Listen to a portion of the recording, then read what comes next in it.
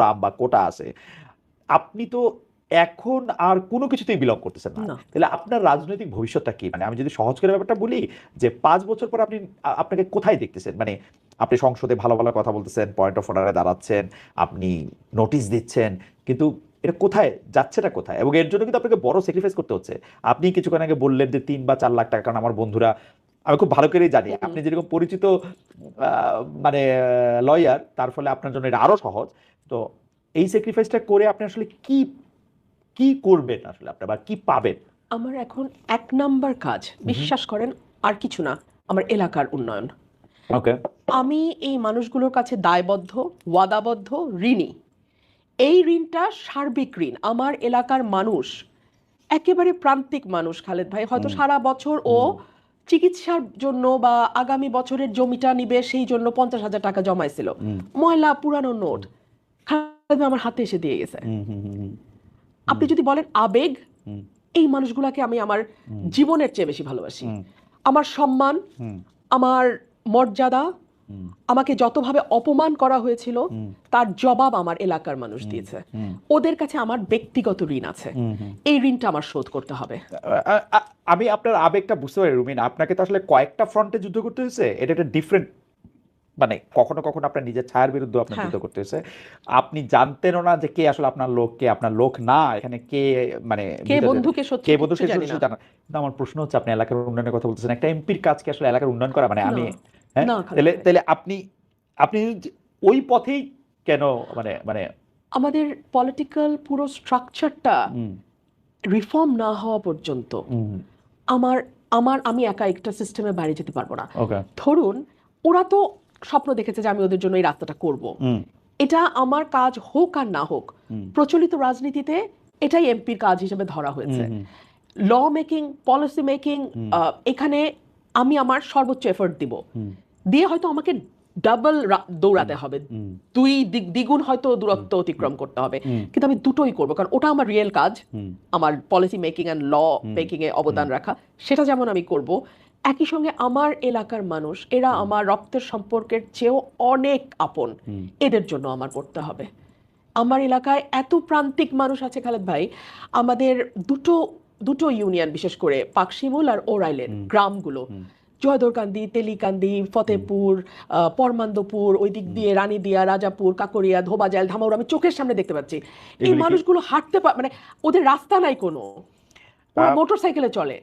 আপনার কাছে কি মনে হয়, ব্রাহ্মণবাড়িয়ার মতো একটা জেলা, যেই জেলাটাকে আমরা সাধারণত বাংলাদেশের অন্যান্য জেলার তুলনায় একটা একটা একটা একটা সম্পদশালী জেলা হিসেবে আমরা জানি, এই জেলাটার মধ্যে মানে এইটা এত পিছিয়ে থাকার কারণ কি? মানে এটা কি যোগাযোগের নাকি ভুল ভুল ভুল এমপি, আমি ভুলে একদম পে? খোলামেলা বলি। আচ্ছা। বাংলাদেশের জন্মের পর হুম, 73 সালে আমার বাবা নির্বাচন করেন, হুম, জেতেন, হুম, বেসরকারিভাবে জয়ী হুম, হওয়ার পর পরে তাকে পরাজিত করা হুম, হয়। তারপরে এটা উকিল আব্দুল সাত্তারের হাতে হুম, এই হুম, হুম, কনস্টিটিউয়েন্সিটা চলে যায়, এবং উনি সরকারে ছিলেন 3 দফা, হুম, হুম, শহীদ প্রেসিডেন্ট জিয়া রহমানের সময় ছিলেন, বেগম মন্ত্রীও খালেদা জিয়ার ছিলেন, সময় ছিলেন, প্রতিমন্ত্রী ছিলেন, মন্ত্রী ছিলেন, প্রতিমন্ত্রীও ছিলেন, কোনো কাজ উনি করেন নাই। আচ্ছা। আমি একদম মানে খোলামেলায় বলি, দুঃখ হুম, লাগে বলতে, হুম, করেন নাই। হুম, তারপরে চলে গেল জোটের হাতে, ফজলুল হুম, হক আমিনী হুম, সাহেবের হাতে, হুম, হুম, করেন নাই। তারপরে গেল জিয়াউল হক মৃধা, সেটাও জোট। হুম, মানে আওয়ামী লীগ এবং বিএনপির হুম, নিজস্ব প্রতীকের প্রার্থী ছিল একমাত্র উকিল আব্দুল সাত্তার। উকিল আব্দুল সাত্তার, উনি শেষ বয়সে গিয়ে আওয়ামী লীগের যোগ দিয়ে আরো, মারাই গেলেন। হুম, তো এই হলো আমার এলাকার মানুষের হুম। ভাগ্যের অবস্থা। আহ, কিন্তু সরকারের বা রাষ্ট্র মানে সার্বিক যে উন্নয়নের যে জাল, সেটার মধ্যেও এই জায়গা আসে কখনো নাই, পড়ে না। আসে নাই, কারণ 15-17 বছর তো ধরেন আওয়ামী লীগ ছিল, এবং আমরা সবসময় মনে করতো যে এরা তো আমাদেরকে ভোট দেয় না, হুম, এটা তো বিএনপি অধ্যুষিত এলাকা, হুম, এদেরকে এত উন্নয়নের কি আছে। আমি তো খুলনা গেছি হুম, কয়েকবার, বরিশাল গেছি, আমি তো দেখেছি এটা বিদেশের মতো করে ফেলেছে, হ্যাঁ, আওয়ামী লীগ বিদেশের মতো করে ফেলেছে। রাজশাহী, রাজশাহী, হুম, আল্লাহ দেখার মতো খালেদ ভাই। হুম। আর সেখানে যখন আমি আমার এই গরিব এলাকাটাতে আসি, হুম। আমার এত কষ্ট লাগে মানুষগুলোর জন্য। কিন্তু আনবিলিভেবল, মানে এই এলাকাটা কিন্তু অনেক উন্নত হওয়ার কথা, থাকার কথা, কারণ মানে কুমিল্লা বোর্ড হিসাবে মানে অনেক কিছুর মধ্যে অনেক গুরুত্বপূর্ণ ছিল। যাই হোক, আমরা শেষ পর্যায়ে চলে এসেছি। আমরা একটু আপনার কাছে একটু জানতে চাই যে, আমরা শুনতে পাচ্ছি মানে কোনো একটা পাখি এসে আমাদের বলে যাচ্ছে যে আপনাকে আপনাকে ডেপুটি স্পিকার করা হবে, আপনাকে কোনো একটা মন্ত্রী হওয়ার অফার দেওয়া হতে পারে, বিএনপি নানাভাবে চায়, যেটা আপনি আসলে একটু বলতেছিলেন যে ঘরের মেয়ে ঘরে ফিরে আসুক, এগুলি কি আপনি পাইতে শুরু করছেন, বিবেচনা করতে শুরু করছেন, এগুলি আপনি কিভাবে ভাবতেছেন আসলে? আমি কিছুই পাই নাই। আচ্ছা। ইলেকশনের আগে পেয়েছি, আচ্ছা, ইলেকশনের পরে আর আমি ইলেকশনের আগে, না, জানি ইলেকশনের না। পরে। আচ্ছা, যদি আমি এরকম বলি যে আপনি যেহেতু স্বতন্ত্র, আপনার জন্য কিন্তু জামায়াত এনসিপি জোটের জায়গাও উন্মুক্ত। তো আহ, যেহেতু এইবার এসে এটা আবার খুব বেশি শুনতেছে যে এটা আদর্শের জোট না, এটা হচ্ছে একটা নির্বাচনের জোট, একটা মোর্চা, সেই ক্ষেত্রে কি আপনি ওইটা বিবেচনা করবেন যে মানে জামাত ইসলামী এনসিপি জোট, সেইটাও আপনি না, আপনি বিবেচনা করতে রাজি না? আপনার রাজনীতিটা, যদি বলি যে আপনার রাজনীতিটা কি ধরনের রাজনীতি হবে, মানে আপনি কি সবকিছু, মানে আপনি কি বিএনপি রাজনীতিটা করবেন, যেটা হচ্ছে আপনি দীর্ঘদিন টেলিভিশন আপনি বলতে চেয়েছেন যে আপনি বিএনপি রাজনীতির স্কুলের একজন, আহ, মানে আমি বলবো যে একজন সাংঘাতিক রকমের সুন্দর করে বলা আলোচকও বটে, জাতীয়তাবাদ থেকে শুরু করে মানে সব মানুষের সব দলের জন্য একটা বহু দল বহু মতের যে একটা ধারণার রাজনীতি বিএনপি, যেটা রাষ্ট্রপতি জিয়া মানে প্রয়াত রাষ্ট্রপতি জিয়াউর রহমান যেটা করেছেন, সেই রকম আপনার রাজনীতিটা কি হবে আসলে? আপনি কি আওয়ামী লীগের রাজনীতি করবেন, বিএনপি রাজনীতি করবেন, সমাজতন্ত্রের রাজনীতি করবেন, নাকি জামাত ইসলামের রাজনীতি বা ধর্মের রাজনীতি করবেন, মানে এটাকে রুমিন আপনি ঠিক করছেন? ফারহানার রাজনীতি করব। সেটা কিরকম, সেটা কি আপনি ভাবছেন? হ্যাঁ, ভেবেছি। আচ্ছা। জাতীয়তাবাদ তো ডেফিনেটলি, হুম এটা তো আমার পরিচয়। হুম হুম এবং আমার কাছে সবার আগে বাংলাদেশ, কিন্তু সবার জন্য বাংলাদেশটা খুব জরুরি। হুম আমাদের এখন সবার জন্য একটা বাংলাদেশ হুম করতে হবে। হুম আমরা গত 17 বছর প্রচুর হুম বিদ্বেষ এবং বিভেদের রাজনীতি দেখেছি। Hmm divide and rule, divide and rule, hmm divide on the basis of মুক্তিযুদ্ধের চেতনা, hmm divide on the basis of কোন এলাকা। হুম এত ডিভাইডেশন আর বাংলাদেশ নিতে পারবে না হুম খালেদ হুম ভাই। ছোট দেশ, ঘনবসতি, সবার জন্য বাংলাদেশ খুব জরুরি। এক। দুই হচ্ছে welfare politics. Welfare politics difficult বলেই মানুষ কিন্তু ওয়েলফেয়ার পলিটিক্সের যে আইডেন্টিটি পলিটিক্সটা বেশি পছন্দ করে, হুম বেশি চলে, বিশেষ করে আমাদের মতন দেশে, সাবকন্টিনেন্টে। হ্যাঁ, ধর্মের কার্ড বেশি চলে, জাতীয়তাবাদের কার্ড বেশি চলে। কিন্তু আমার মনে হয় যে ওয়েলফেয়ার পলিটিক্সটা নিয়ে কথা বলার খুব জরুরি সময় এটা। এবং আমি ওয়েলফেয়ার পলিটিক্সটা আমি আমার ছোট্ট কনস্টিটুয়েন্সি দিয়ে শুরু করব, এবং আমি এই কঠিন পলিটিক্সটাকেই আমি নার্চার করব, নারিশ করব, এবং এটাকেই আমি স্টাবলিশ করার চেষ্টা করব। ওকে। আপনার কাছে কি মনে হয় যে আপনি এইটা করতে গেলে আপনার বড় চ্যালেঞ্জ কোন দিক থেকে আসতে পারে? যেমন আমরা আমরা কিন্তু যদি সাদামাটা ভাষায় বলি যে এই 15 মাসে আপনি কিন্তু অনেকভাবে আক্রান্ত হয়েছেন, সামাজিক মাধ্যমে আক্রান্ত হয়েছেন, সামনাসামনি আক্রান্ত হয়েছেন, আপনার আচরণের জন্য, আপনার বকাঝকার জন্য, আপনি অনেক গালাগালি দেওয়ার জন্য আপনি আক্রান্ত হয়েছেন, কিন্তু বেসিক্যালি আপনাকে কিন্তু আক্রমণ করা হয়েছে, আপনি আক্রমণ থেকে মুক্ত ছিলেন না। সেই আক্রমণের শিকারটা আপনি আসলে কয়েকটা জিনিসের কারণে এটা হয়েছেন, এটা কিন্তু একদম, যে কারণ আপনি নারী, কারণ আপনি হচ্ছেন অনেক বেশি স্বাধীনচেতা, কারণ হচ্ছে আপনি সব মানুষের সমান অধিকারের কথা বললেন কোন নির্দিষ্ট জাতিগোষ্ঠীর। এইটা আপনি এখন কেমনি অতিক্রম করবেন? বাংলাদেশের মানুষ তো মনে হয় আপনার বিপরীত স্কুলটাই চায়, নাকি সোশ্যাল মিডিয়া দেখলে এরকম মনে হয়? এটা মনে হয়। হ্যাঁ। এটা আমি আরেকটা জায়গায় আমার হুম আলোচনা করেছি আমি, যে আমরা না নয়েজি পিপল দেখি চারপাশে, হুম হুম কিন্তু ওরা কিন্তু সংখ্যায় কম। হুম হুম হ্যাঁ, মেজরিটি কিন্তু আপনি দেখবেন, এই যে আমি বললাম সবার জন্য বাংলাদেশ, হুম হুম সবাইকে নিয়ে বাংলাদেশ, হুম এটাই কিন্তু মেজরিটি মানুষ পছন্দ করে, হুম কিন্তু বলে না। হুম সুযোগ দেন, ব্যালটে কিন্তু বলে দিচ্ছে, হুম ব্যালটে কিন্তু তারা সিদ্ধান্ত দিয়ে দিচ্ছে। হুম সো মানুষ যারা ফেসবুকে অনেক হইচই করে, হুম তাদেরকে দেখি বলে আমরা মনে করি তারাই বোধহয় ডমিনেন্ট ফোর্স, হুম তারাই বোধহয় মেজরিটি। বাট নো, হুম মেজরিটি পিপল হচ্ছে সাইলেন্ট। হুম তারা সুযোগ পেলে তাদের মতামতটা চুপে চাপে ভোটে দিয়ে দিবে, কিন্তু অত শোরগোল তারা ফেসবুকে করবে না। আচ্ছা, ফারহানা, আপনি, আমি জানি না আপনি কতটুকু বলতে পারবেন, আপনি এই যে ধর্ম, মাথায় কাপড় দেওয়া, আলাদা একটা চেহারা, এটাকে আপনি ভোটের মাঠে কেমনে ডিল করলেন? এবং যেখানে এখানে একজন খুবই বয়স্ক ক্লেরিক ছিলেন এখানে, যিনি খুব জনপ্রিয় ওয়াজ করার জন্য, তিনি জনপ্রিয়, তার ব্যয় জনপ্রিয়, মানে ওনারা অনেক পারিবারিকভাবেই অনেক জনপ্রিয়, এটাকে আপনি কিভাবে ডিল করলেন? মানুষ আপনাকে জিজ্ঞেস করে নাই যে মা তুমি ভোট চাইতে আসছো কিন্তু তুমি তো আমাদের মতো না, না, এরকম বলে নাই? একদম না, শিওর বলে নাই? একদম না খালেদ ভাই। এটা কেমনে সম্ভব? মানে ওইখানে তো আমরা শুনছি যে তারা, না না না না না না, না, একদম না খালেদ মানে ভাই, আমাদের একদম বয়স্ক মা খালারাও বলে নাই? কেউ বলে নাই। খালেদ ভাই, হ্যাঁ আমরা না আসলে হ্যাঁ ফেসবুকের ওয়ার্ল্ডে থাকতে থাকতে আমরা হ্যাঁ মনে করি ওটা রিয়েল। হ্যাঁ না না খালেদ ভাই, বট আইডির হ্যাঁ রাজত্ব ফেসবুকে। আমাদের গ্রামের যে সাধারণ মানুষ, হুম গরিব মানুষ হুম যারা, হুম আহ, খেটে খাও। খাওয়া মানুষ যারা, ওরা অনেক উদার মনের, হুম অনেক স্বচ্ছ, এবং অনেক স্পষ্ট ওদের চিন্তা। ওরা কিন্তু আমাদের মতো এত কনফিউজড না। আমার যে গ্রামের ভাই খুবই মুসল্লি, যার সাদা দাড়ি আছে, মাথায় টুপি আছে, গায়ে পাঞ্জাবি আছে, উনি আপনাকে কি করে মানে মানে উনার উনা উনা উনি আপনাকে বা আপনি উনাকে কি করে ডিল করেন, বা উনি আপনাকে কি বললো ইলেকশনের সময়? ভালো, একদম খুবই স্বাভাবিকভাবে আমি ওনাকে বলেছি যে ভাই এবার ভোটটা আমাকে দিয়েন, হুম একটু চেষ্টা করি 5 বছর, না হুম পারলে আর আসবো না আপনাদের কাছে। হুম। এবং দিয়েছে দিয়েছে তার প্রমাণ তো হ্যাঁ, 70,000 দেখলাম। ভোট পেয়েছেন আপনি। না, সত- 1,17,18,000। 1,18,000 ভোট পেয়েছেন আপনি, 46,000 মানে কত, 24,000 ভোটের ব্যবধানে জিতেছেন। 38,000। 38,000 ভোটের ব্যবধানে জিতেছেন। আমার 1,18,000 আপনি ভোট পেয়েছেন, কিন্তু এটা একটা, কিন্তু আপনি কিন্তু একটা মানে কি বলে যে একটা গবেষণার, কারণ বাংলাদেশে যখন আমরা শুনতেছিলাম যে বাংলাদেশ ধীরে ধীরে আসলে অনেক বেশি মৌলবাদের নিগড়ে, অনেক বেশি ওইটার মধ্যে, তো আপনি একটা প্রত্যন্ত অঞ্চলে, যেটা বর্ণনা আপনি নিজে দিচ্ছেন, সেখানে আপনি এটা ফিল করতেছেন যে এটা মানে আমার মতে যে কোনো একজন ক্লেরিক, যে যখন পাকিস্তান আমলে ফাতেমা জিন্নাহ ভোটে দাঁড়িয়েছিলেন পাকিস্তানের প্রেসিডেন্ট পদে, আর ওইদিকে দাঁড়াইছিলেন হচ্ছে আইয়ুব খান, তো ওই ক্লেরিক বলছিলেন যে আইয়ুব খানের পুরুষ হওয়া ছাড়া আর কোনো গুণ নাই, আর ফাতেমা জিন্নাহর মেয়ে হওয়া ছাড়া আর কোনো দোষ নাই।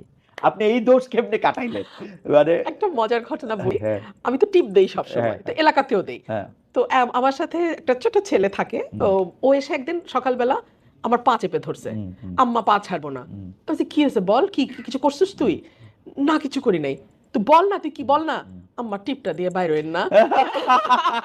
তারপরে? তা আমি বলছি, বাবা আমি এইটাই বাবা, হ্যাঁ আমাকে এইভাবেই নিতে দে। হ্যাঁ। মানুষ যদি আমাকে নেয় এইভাবেই নিবে, আমার কাজের মধ্যে দিয়ে আমি টিপ দিলাম কি দিলাম না, এইটা যেন মানুষের মানে হুম প্রথমে মাথায় না আসে। আমার কাজটা করতে দে, তুই হুম দেখ মানুষ দিবে। সে তো আর আমার পাছায় না, আম্মা আপনি হাইরা হুম দেবেন, আম্মা আপনি হুম। দিয়েন না, আম্মা আপনি দিয়েন না। কি হলো? হ্যাঁ। মানুষ তো তাকালো না, মানুষ তার ভালোটা কোথায় বিশ্বাস করতে পারে সেটা সে ঠিকই বুঝলো। আপনার উম, কি মনে হয় যে আমাদের মেয়েরা কি, মানে আপনার ফাইটটা তো সবার পক্ষে করা সম্ভব না, কিন্তু আমাদের আসলে এরকম একটা পৃথিবী করতে হবে, এরকম একটা দেশ করতে হবে যে আমাদের মেয়েদের এত কঠিন ফাইট না করতে হবে। আপনি কি এটার ব্যাপারে আশাবাদী? এটা আমার প্রায় শেষ প্রশ্ন। আমি এখনো খুব আশাবাদী না। কেন হ্যাঁ। আশাবাদী না আপনাকে বলে শেষ করি। জামাতে ইসলাম 0% মেয়েকে নমিনেশন দিয়েছে। হুম জামাতে ইসলাম এটা পরিষ্কার বলেছে, তারা নেতৃত্ব পর্যায়ে নারী দেখতে চায় না, এটা তাদের দলের পলিসি না। হুম যেই মেয়েরা এটা মেনে নিয়ে জামাত করেছে তাদের ব্যাপারে আমার পূর্ণ শ্রদ্ধা আছে, কারণ অন্তত এখানে এই ট্রান্সপারেন্সিটা আছে। যারা যাচ্ছে তারাও জানে যে তারা আমির হবেন না, সেই অ্যাসপিরেশন, আশা, আকাঙ্ক্ষা কোনোটাই তাদের মধ্যে নাই। কিন্তু আপনি যখন একটা লিবারাল পলিটিক্সের কথা বলবেন, আপনি যখন মুখে বলবেন নারী পুরুষ সমান, কিন্তু নমিনেশন দেওয়ার সময় পিতৃ কোটা বা স্বামী কোটায় 3% দিয়ে থামবেন, সেটা তো একটা মানে সাদা সাদা চোখের মুনাফেকি। এই মুনাফেকি জানলে তো আমার মতো মেয়ে যেতাম না। হুম হুম হুম এই মুনাফেকিটা বাংলাদেশে বন্ধ হওয়া দরকার। হুম। আচ্ছা, এই প্রশ্নের একটা লেজও করি আর কি, সেইটা হচ্ছে যে ডক্টর মোহাম্মদ ইউনূসের সরকারের ক্ষেত্রে তো আমাদের এই ব্যাপারটা অনেক বড় আশা ছিল যে আমাদের মেয়েদেরকে আমরা মানে এই এত ফাইট এত কিছু আর করতে হবে না, তারা দুই দুই একটা ভালো কাজও করছে, ফুটবল খেলার আয়োজনটা তারা নির্বিঘ্ন হইতে দিছে, কিন্তু এমন অনেক কিছু করছে বা অ্যালাউ করছে যেটা আসলে চিন্তাও করা যায় না। মানে এইটা আমরা এইটা উনি কেমনে অ্যালাউ করলেন, ডক্টর ইউনূস বা তার সরকার এটা কেমনে অ্যালাউ করলো, কিসের জন্য? মানে দেখেন আপনি, বিএনপির বা জামায়াতের তো পরে গিয়া ভোট চাওয়ার ব্যাপার আছে, ব্যাপার আছে। ওদের এটা কোন দিকে হাওয়া এটা বোঝার দরকার আছে। ওদের কি হয়েছিল, উপদেষ্টা তো আর ভোট দিতে যাবে না, ওদের কেন এত পপুলিস্ট হইতে হইলো? আমরা যত সহজে আজকে বলে ফেলছি ওরা ভোট চাইতে যাবে না, হুম এটা কি শুরু থেকেই তাদের মাথায় ছিল কি না এটা কিন্তু আমরা জানি না। আমরা জাস্ট অ্যাজিউম করছি না, যে ওরা মুখে অনেকবার বলছেন, আমরা মুখের কথা বিশ্বাস মুখে করবো না। যাই বলুক, আচ্ছা।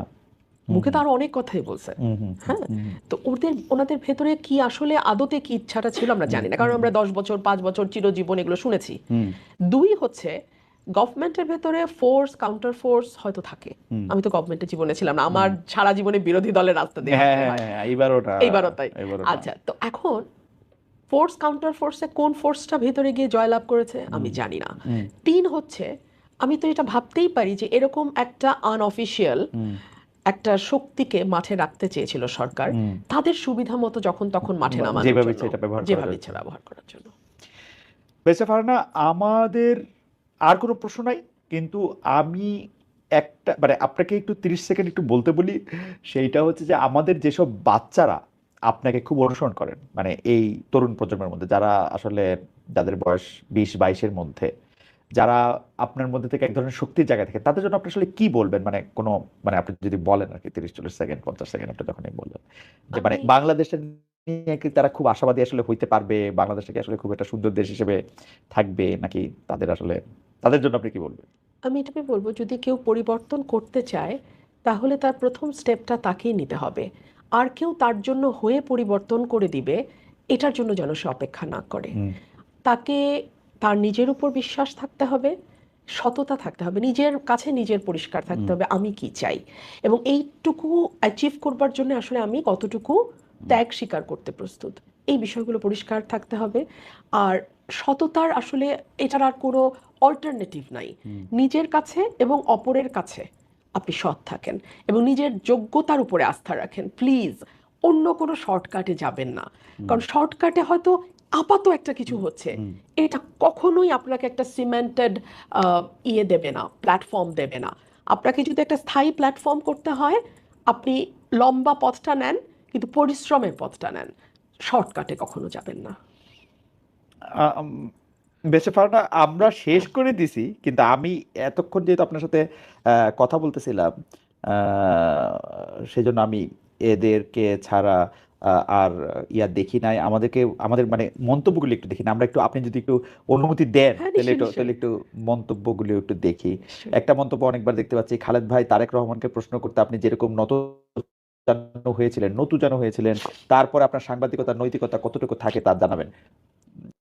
যে সাংবাদিকতা নৈতিকতা থাকে কারণ আমি নতুজানু হই নাই, মানে আপনার কাছে মনে হয়েছে যে সেটা, সেটা তো আপনি বলতেই পারেন।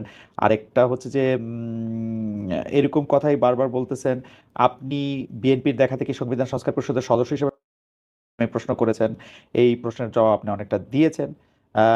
এইটা একটা আপনি একটু কথা বলতে পারেন যে সেটা হচ্ছে সরকারের, উনি একটা কথা বলেছেন, আমি আসলে এটার সাথে মিলিয়ে একটা কথা বলতে চাই।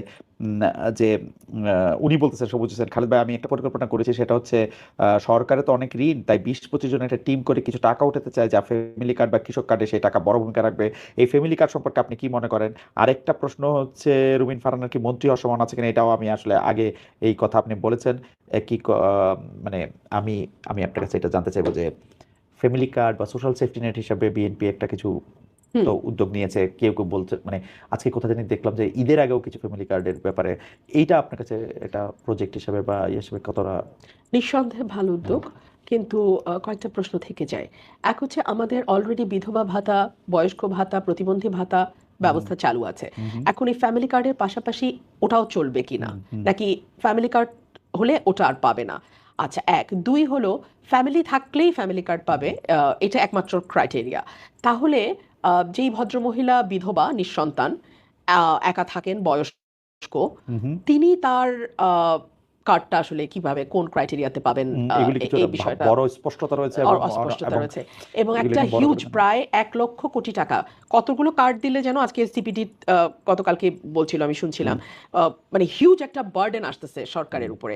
আমাদের এই অর্থনীতির অবস্থার মধ্যে এটা আমরা নিতে পারবো কিনা, এবং যেহেতু ফ্যামিলি কার্ডের সঙ্গে অর্থনীতি সরাসরি যুক্ত, আজকেই আমি খবরে দেখছিলাম প্রতিটা নিত্য পণ্যের দাম বেশ অনেকখানি বেড়ে গেছে রমজানের প্রথম দিনে। আমি জানি সরকার মাত্র গতকাল বা পরশু গভর্নমেন্ট ফর্ম হয়েছে, হুম, এত তাড়াতাড়ি বাজার নিয়ন্ত্রণ মানে আসার কোনোভাবেই পর সম্ভব পরে না। একটা রোজা চাওয়া আর হ্যাঁ, কি। আসার পরপরই রোজা। কিন্তু আমার মনে হয় যে এখন আমার মনে হয় ওই দিকে সরকারের পুরো ফোকাসটা দেওয়া উচিত। মানুষের কিন্তু আসলেই হাতে মানে অর্থ হুম নাই, মানুষ বাজারে যাচ্ছে, এবং আমি আজকে বলতে শুনলাম একজনকে যে আমি একটা লেবু কিনে এসেছি। হুম সো মানুষ কিন্তু ভালো নাই, স্বস্তিতে নাই। কিন্তু আমি একটা রেগুলার জিনিস আসলে একটু বুঝতে চাই যে একজন প্রশ্ন করতেছেন যে, আমাকে প্রশ্ন করতেছেন যে আপনারা দুজন স্পষ্টবাদী কিন্তু সরকার সমালোচনা করবেন, সরকারের সমালোচনা তো মানে আমি ক্ষমতাকে প্রশ্নই করতে চাই, ক্ষমতাকে নানা ধরনের ভাবে আমি এটা হয়তো করবো, রুমিন তো আরো বেশি করে নিশ্চয়ই করবেন, কিন্তু আমি একটু ডেভিলস অ্যাডভোকেট হিসেবে হুম বলি, হুম হুম। রমজান মাসে যেভাবে আমাদের ডেইলি ইনটেক আমরা বাড়াই, সেই ক্ষেত্রে প্রডিউস তো আর ওরকম বাড়ে না, বাজারে যদি এরকম চাহিদার চাপ থাকে তাহলে তো আপনার লেবু একটাই কেনার কথা, তাই না? মানে এটা আসলে কি মানে ডিমান্ড, এটার সমাধান কি, এটার সমাধান হ্যাঁ, কি? অ্যাবসলিউটলি ডিমান্ড সাপ্লাই এর একটা ব্যাপার হ্যাঁ। তো ইকোনমিক্সে আসবেই। হুম হুম কিন্তু সেই সাথে আমাদের ঘাটে ঘাটে ঘাটে ঘাটে যেভাবে একটা চাঁদার প্রচলন আছে, হুম হ্যাঁ, হুম হুম আপনি যদি ওটা বন্ধ করতে পারেন, এখানে আবার স্বরাষ্ট্রের দায়িত্ব চলে আসতেছে। ওটা যদি আপনি নিয়ন্ত্রণ করতে পারেন খালেদ ভাই, হুম হুম তাইলে হয়তো লেবুর দাম 2 টাকা বাড়তো, 20 টাকা না। ওকে। এখন ওই রমজানকে মাথায় রেখে ঈদ সামনে সবার আবার ওই চাঁদাও দ্বিগুণ দিতে হয়, বুঝছেন? তো সবকিছুর অ্যাকুমুলেট করে সেটা গিয়ে দাঁড়ায় ভোক্তার কাঁধে। ওকে। সো কোনোটাই বিচ্ছিন্ন না। আরেকটা কথা খুব প্রচলিত, এটা আমাদের যে দর্শক একটা প্রশ্ন করছেন, দর্শকের প্রশ্ন নিয়ে বলতেছি, মুগ্ধ বিশ্বাস অনেকে একটা কথা বলতেছেন যে আগের সরকারে কেউ কেউ এমন কাজ করেছে যে তাদের বিচারের মুখোমুখি হওয়া উচিত। ব্যারিস্টার রুমিন ফারহানা সম্পর্কে কি বলেন? এটা আপনি মনে করেন আসলে? প্রপার ইনভেস্টিগেশন যদি হয়, হ্যাঁ, হ্যাঁ। যদি সত্যিকারই সেরকম কোনো অনৈতিক দুর্নীতি বা অন্য কোনো স্খলনের প্রমাণ পাওয়া যায়, কেন নয়? বিচারের ঊর্ধ্বে তো আসলে কেউ না, কেউ বিচারের ঊর্ধ্বে না। আপনি ধরেন একটা সে ফর এক্সাম্পল, এই গত 17 মাসে মব কয়টা হয়েছে বলেন তো? আমি তো আসলে হিসাব রাখতে রাখতে আমি আর হিসাব রাখতে পারি নাই।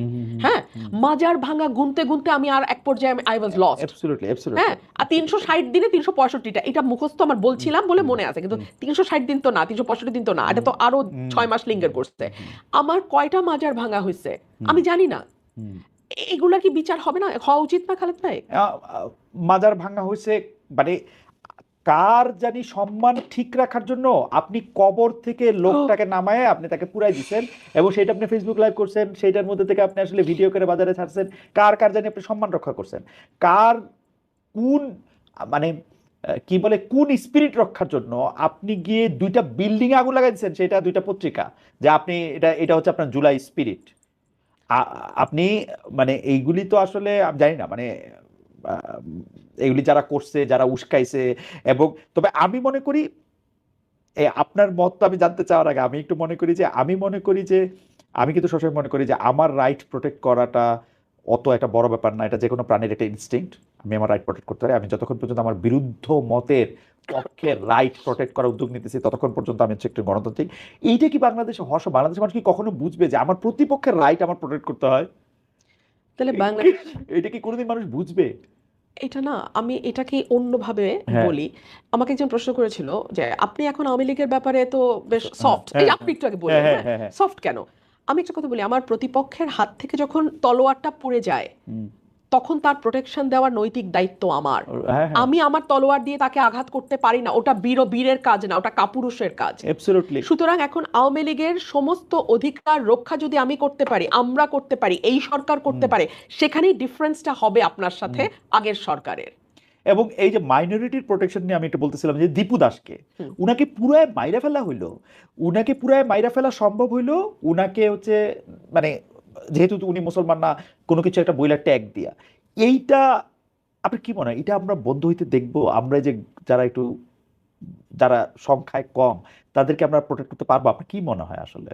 আমাদের খুব শক্ত একজন শাসক দরকার, এবং জিয়াউর রহমান সাহেবের মতন একজন শাসক দরকার আমাদের, যিনি ব্যক্তিগত হিসাব, লোভ, লালসা, ক্ষমতা এই সকল কিছুর ঊর্ধ্বে উঠে দেশটাকে ভালোবেসে দেশটাকে ট্র্যাকে আনার চেষ্টা করবেন। এইটুকুই আমি বলতে পারি।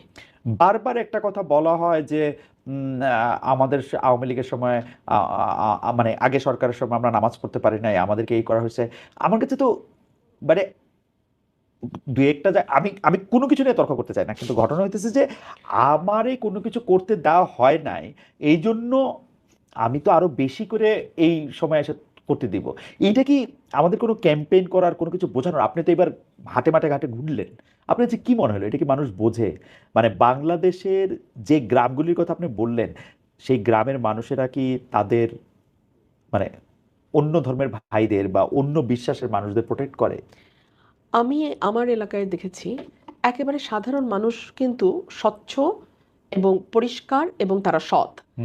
আমার এলাকায় সন্ধ্যা হলেই নিয়মিত ওয়াজ হবে। ওকে। হ্যাঁ, হ্যাঁ। তারপরে 9টা 10টা থেকে রাত্র 3টা পর্যন্ত কীর্তন হবে। হবে। আওয়াজ করে, হ্যাঁ, একেবারে আওয়াজ করে। আমার বাসা থেকে তো আমি বল্লাবাড়ির কীর্তন প্রতিদিন শুনি এবং আমার খুব ভালোও লাগে। রাত্র 2টা 3টা পর্যন্ত কীর্তন হবে। আর এই যে আপনার ওই অক্টোবর মাস থেকে শুরু হবে ফেব্রুয়ারি পর্যন্ত বাগান মেলা। গত বছর মেলা বন্ধ করছিল, আমি গিয়ে পিটায়া মেলা আবার শুরু করেছি। সো মানে ওখানেও আমাকে চিৎকার করে মানে লাঠি হাতে যেতে হয়েছে, এন্ড আই ওয়েন্ট দেয়ার। ওকে। তো আমি মেলা আমার এখানে কোনোভাবেই বন্ধ হতে দেব না। মেলাও চলবে, ওয়াজও হবে, কীর্তনও হবে। হাফিজুল ইসলাম শাওন উনি বলতে স্বরাষ্ট্র মন্ত্রণালয়, পররাষ্ট্র মন্ত্রণালয় ভারত আর আমেরিকার নিয়ন্ত্রণে কথাটা। আমি যদি মানে এটা নিয়ে আপনার মন্তব্য, আমার মন্তব্য আমি করি, যদি খলিলুর রহমান মানে ইন্ডিয়া বা আমেরিকার লোক হয়ে থাকেন, আমি এইটার জবাবদিহি দাবি করি হচ্ছে ডক্টর মোহাম্মদ ইউনূসের কাছে। কারণ ডক্টর মোহাম্মদ ইউনূস এটা ইন্ট্রোডিউস করছেন ওনারে, এবং উনার এলে সেটা ওনার জানা উচিত ছিল, এবং ওনার এটা বোঝা উচিত ছিল হাই রিপ্রেজেন্টেটিভ ফর রোহিঙ্গা, তারপরে গিয়ে হচ্ছে যে নিরাপত্তা উপদেষ্টা যেটা দরকার। মানে আপনি কি মনে করেন আসলে এই যে এই প্রশ্নটা আমি ইচ্ছা করলে এড়ায় যেতে পারতাম, কিন্তু এটা তো আসলে একটা প্রশ্ন, তাই না? এটা মানে খুবই গুরুত্বপূর্ণ প্রশ্ন। মানে কেন, এবং এটা যদি হয় তো আমাদের কপালে দুঃখ আছে। আরেকটা হইলো যে আপনি কোনো রাজনৈতিক দল করবেন কিনা, অনেক প্রশ্ন আসছে সেটা। এটা যদি আপনি এটা বলেন, আপনি একটা আলাদা রাজনৈতিক দল করার ইচ্ছা আপনার আছে কিনা, আপাতত নেই। এইটার কারণটা একটু বলবেন যে আপনি কেন রাজনৈতিক দল না করে একটু ইন্ডিভিজুয়াল জায়গা থেকে জিনিসটা আপনি চিন্তা করতেছেন, যে আপনি এলাকার, আপনার আপনার কথা শুনেও কিন্তু আমার কাছে মনে হচ্ছে আপনার চোখের সামনে আপনার গ্রাম, আপনার কনস্টিটিউশন এটা ভাসতেছে। এটা কারণটা কি, মানে মাত্র আসছেন সেখান থেকে, ওদের কথা খুব জলজল করবে, মানে সারা দেশের প্রেক্ষিতে আপনি কিছু করতে চান না? এই মুহূর্তে না, কেন না আমি হুম, আপনাকে বলি, 5ই আগস্টের পর আমরা অনেক স্বপ্ন দেখেছিলাম একটা নতুন হুম, ধারার রাজনীতি, তাই না? না, কি দেখলাম? চাঁদাবাজিতে গিয়ে সেটা শেষ হলো। হুম, হুম, 10 লাখ টাকা চাঁদাবাজি, না দিলে মব, হুম, হুম, তৌহিদি জনতা গিয়ে মেয়েরা মাথায় ওড়না হুম, দিল না দিল না এটা নিয়ে চেঁচামেচি, এটাতে তো দেখলাম আমরা, হুম, তাই না? হুম, হুম, আমি আপনাকে বলি, দেশে আজকের এই অবস্থার পেছনে আমাদের আত্মীয় স্বজনদের অনেক দায় আছে, এটা আমি সবসময় বলি। হুম, কিরকম? শিক্ষিত মধ্যবিত্ত বলতে যেটা বোঝায় হুম, কালচার্ড এডুকেটেড মিডল ক্লাস, হুম, হুম, হুম, তারা একটা বড় অংশ ব্রেইন ড্রেইন হয়ে দেশের বাইরে চলে গেছে। হুম, এখনো নাই, আমার পরিবারে আমি আর হুম, আমার আম্মা, হুম, আম্মার বয়স 90 আর হুম, আমি, হুম, সেই যে গত 60-70 বছর ধরে তারা বিদেশে পাড়ি জমানো শুরু করলেন শীতের পাখিরা, হুম, ওনারা কিন্তু আর দেশমুখী হলেন না। হুম, ওখানে ওনারা নিরাপদ জীবনযাপন করছেন। হুম, এখন বাংলাদেশে যারা রাজনীতিতে আসতে চাচ্ছে বিশেষ করে, তাদের ওই ভয়াবহ লোভের ক্ষুধা, ওই আগুন আমার পক্ষে মেটানো সম্ভব না। ওই দলের পরিণতি আরেকটা এরকমই হবে। হুম, ও সুতরাং আমি ভাই আমার এলাকার মানুষকে নিয়ে ওদের জন্য আমি কাজ করতে চাই। আমার ওকে, অত বড় স্বপ্ন না, আমার ওকে। স্বপ্ন ছোট। পাঠকদের প্রশ্ন থেকে এইটা একটা প্রশ্ন, এটা আমার মনে এই প্রশ্নটা ছিল যে শিক্ষা ব্যবস্থা বা পাঠ্যক্রম, পড়ার বই এভাবে শেখানো হইতেছে, এইটা আপনি কিরকম দেখেন? মানে এটা তো একটা মেসিভ সংস্কার হওয়া দরকার, কিন্তু আমরা দেখতেছি যে এইটা সংস্কার হওয়ার সময় এটাকে একটা পলিটিক্যাল লেন্সে দেখা হচ্ছে, মানে 2026-এর লেন্সে না, এটা যুক্তির লেন্সে না, এটা পলিটিক্যাল লেন্সে, মানে যেই সরকারের যখন যেটা তখন মানে মনে হইতেছে আমার এটাকে সামনে আনা দরকার, আমার এটাকে গ্লোরিফাই করা দরকার, এটাই করাচ্ছে। আপনি কি মনে করেন এর থেকে মুক্তি পাবে বাংলাদেশ? মানে এই সরকার কি এটার দিকে মনোযোগ দিবে? মানে শিক্ষামন্ত্রী একজনকে করা হয়েছে, তার সম্পর্কে সবচেয়ে বড় কথা তিনি দৌড়ায় দৌড়ায় নকল সংসদে ধরতো, কিন্তু পুরো শিক্ষা ব্যবস্থা মুখস্থ করেই করেন। মানে শিক্ষা ব্যবস্থা আপনি যেটা শিখলেন যে কি শিখতেছে, পাঠ্যক্রমের অবস্থা বা আমরা যেগুলি পাঠ করতেছি তো ভয়াবহ অবস্থা এইটা। আমাদের এই সরকারকে ফেসবুক দিকে তাকিয়ে দেশ চালালে চলবে না। ওকে, হ্যাঁ, পপুলিস্ট অ্যাপ্রোচের দিকে গেলে হবে না। আমার মনে হয় দেশে এখনো শিক্ষা ব্যবস্থা নিয়ে যারা কাজ করেন, অভিজ্ঞ হুম, এক্সপার্ট আছেন, হুম, ওনাদের সঙ্গে বসে পুরো কারিকুলামটা রিভিউ করা দরকার। হুম, হুম, পুরো শিক্ষা, যেমন আমার যেহেতু বাসায় কোনো হুম, শিক্ষার্থী নাই, আমি হুম, বলতে পারবো না, কিন্তু আমার কর্মীরা হুম, অনেক সময় বলে হুম, যে আপা কিছু তো পড়ে না, হুম, ও সারাটা দিন ঘুমায়, কালকে নাকি পরীক্ষা, একটু মনে কি দেখে পরদিন গিয়ে পরীক্ষা দেয়, হুম, হুম, মোবাইল ছাড়া নাকি আজকাল বাচ্চারা পড়াশোনা হয় না। হুম, হুম, সো এইভাবে তো আসলে আপনি বিশ্বমান তো দূরের কথা, আপনি তো জাতীয় মানই শুদ্ধভাবে বাংলা, ইংরেজি বাদ দিলাম, ইংরেজি হয় না, হুম, শুদ্ধভাবে বাংলায় 4টা লাইন হুম, একটা বিএ পাশ করা ছেলে লিখতে পারে না। রাইট, আমি লিখতে দিয়ে রাইট। ধাক্কা খেয়ে আপনাকে বলতেছি। না, আমি আমি আমি তো সাংবাদিকতা লোক হিসাবে আমার তো দেখছি যতদিন এটা লেখার ছিল, হ্যাঁ, 3টা শুদ্ধ বাংলা বাক্য পরপর লিখতে পারে এরকম লোকের সংখ্যা তাই কম। না? হুম, কোথায় দাড়ি দেয়, কোথায় হুম, কমা দেয়, আমি হুম, কিছু হুম, বুঝি না, হুম, অর্থ দাঁড়ায় না। তো আমার মনে হয় পুরো ব্যবস্থাটা আবার আমাদের ঠান্ডাভাবে ঢেলে সাজিয়ে শুরু করতে হবে। যে ডিম ভাজি, এগুলো নিশ্চয়ই জরুরি, ডিম ভাজি হুম, হুম, জানতে হবে আপনাকে, জীবনে চলতে হলে খাওয়া দাওয়া হুম, করতে হবে, কিন্তু ওইটা যেন আপনার শিক্ষা ব্যবস্থার হুম। ফোকাস না হয়। না, আমি আপনাকে আসলে আরো অনেকক্ষণ আগে শেষ কথা বলে তারপর দর্শকদের এটা আমি আসলে ভালো দেখতে পাচ্ছিলাম না, পরে দেখার পরে তারপর অনেকগুলি প্রশ্ন আপনার কাছে, কিন্তু বাংলাদেশের দর্শকদের অনেক রকম অনেক বিষয় নিয়ে আসা আছে। আপনি সারা দেশের একটা দল করবেন কিনা, আপনি বিএনপিতে আবার যোগ দিবেন কিনা, আপনার আসলে পলিটিক্যাল ভবিষ্যৎ, আপনি শিক্ষা ব্যবস্থা নিয়ে আপনি কি মনে করেন, আপনি ধর্ম ব্যবস্থা নিয়ে আপনি কি মনে করেন। আমার শেষ প্রশ্ন দর্শকদের এই প্রশ্ন থেকে এটা করা, মানে দর্শকদের প্রশ্নের শেষ প্রশ্ন সেটা হচ্ছে যে আপনি কি মনে করেন আসলে মানুষে মানুষে যেটাকে আমরা হারমোনি বা একটা এটাকে কি বলবো পারস্পরিক সৌহার্দ্য বোধ আনতে হলে আসলে কি করতে হবে? মানে আমি আর আপনি তো অবশ্যই ডিফারেন্ট, মানে আমি রংপুরের, আপনি ব্রাহ্মণবাড়িয়ার, আপনি মেয়ে আমি ছেলে, ওরকম ভাবে নানাভাবে তো আমাদের পার্থক্য করা যায়। আপনি একটা ধর্ম বিশ্বাস করতে পারেন, আমি আর একটা ধর্ম বিশ্বাস করতে পারি। এটার মধ্যে আসলে এই সৌহার্দ্যটা কেমনে হবে? মানে আমরা এতজন মানুষ মানে মিলবো কি শর্তে? আমাদের প্রথম শর্ত হচ্ছে আমরা প্রত্যেকে বাংলাদেশী, হুম আমরা বাংলাদেশের নাগরিক। নাগরিক হিসেবে আমাদের প্রত্যেকের কিছু দায়িত্ব আছে, আবার কিছু অধিকারও আছে। হুম আপনি আপনার অধিকার তখন পুরোপুরি বুঝে পাবেন যখন আপনি আপনার দায়িত্বটা করবেন। মানে এখানে আমি এভাবে বোঝাতে চাইছি যে হুম প্রতিটি নাগরিক যদি তার অধিকার সম্পর্কে সচেতন হওয়ার সাথে সাথে তার দায়িত্ব সম্পর্কেও সচেতন হয়, তাহলে আমার মনে হয় আগামীর বাংলাদেশ করাটা আমাদের জন্য আরেকটু সহজতর হবে। আপনাকে অনেক ধন্যবাদ ব্যারিস্টার রুমিন ফারহানা, আজকে অনেকগুলি বিষয় নিয়ে আমাদের সাথে কথা বলেছেন। সেই বিষয়গুলির মধ্যে দর্শকদের প্রশ্ন, দর্শকদের আকাঙ্ক্ষা যেমন ছিল, রুমিন ফারহানার অভিজ্ঞতাও কিছুটা উঠে এসছে। তিনি কিভাবে এই প্রবল প্রতিপক্ষর বিরুদ্ধে এরকম একটি লড়াই করলেন। আমরা রুমিন ফারহানার আরো সাফল্য কামনা করি। যদিও রুমিন বলছেন এখন তিনি আসলে আলাদা একটা রাজনৈতিক দল করতে চান না, বিএনপির সাথে যাওয়ার ব্যাপারে এখন তার কোনো সিদ্ধান্ত নেই। তিনি তার এলাকার মানুষের জন্য অনেক উন্নয়ন করতে চান। আমরা তার সর্বাঙ্গীন সাফল্য কামনা করি। রুমিন, আপনাকে অনেক ধন্যবাদ, আপনি আমাদের অনেক সময় আপনাকে দিয়েছেন অনেক এবং ধন্যবাদ। অনেক দর্শক আমাদের সঙ্গে ছিলেন, তাদেরকে আমরা ধন্যবাদ দিতে চাই।